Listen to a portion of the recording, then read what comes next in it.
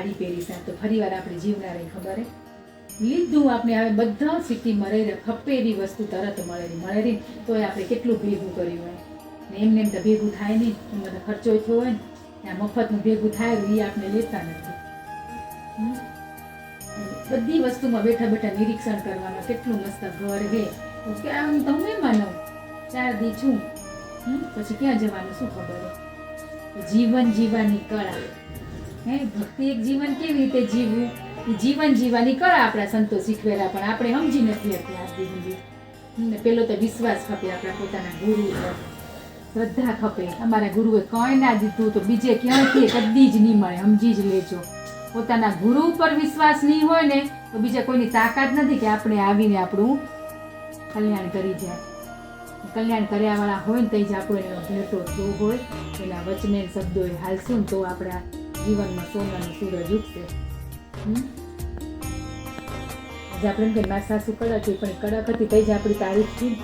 કીધું વિરોધી મૂલ્યો એકબીજાને પૂરક હવે સત્સંગ એટલે જો બોલે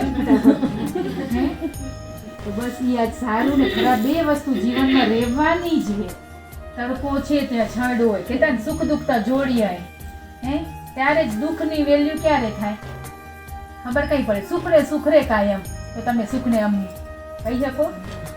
કોઈ જ ના થાય પરમાત્મા બે રાખે સુખે નથી ટકતું ને દુઃખે નથી ટકતું કદીક આપણે દુઃખીએ થઈને કદીક સુખે હોય હે પણ એ સુખ દુઃખ આપણે અડે નહીં ને એવું એનાથી પર રહેવાનું સંસારમાં રહીને સંસારથી પર રહેવાનું અંદર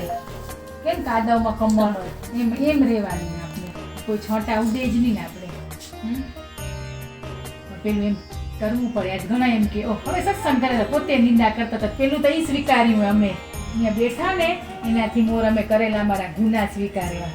કે મેં જીવનમાં મારાથી થઈ ગયું હોય ઝાડમાં થયું અજાણમાં થયું ક્યાંક મનથી થયું વાણીથી થયું કે મારા વ્યવહારથી કેટલા જીવને તકલીફ થઈ હું આજે હૃદયના ભાવથી ક્ષમા માંગુ એક ક્ષમા માંગીને ત્યારે આપણો દરવાજો ખુલે ત્યાં સુધી ના ખુલે ત્યાં સુધી બંધ જ હોય તો આપણે સ્વીકારવું પડે ને એ નથી કરી આપણે આવી બધું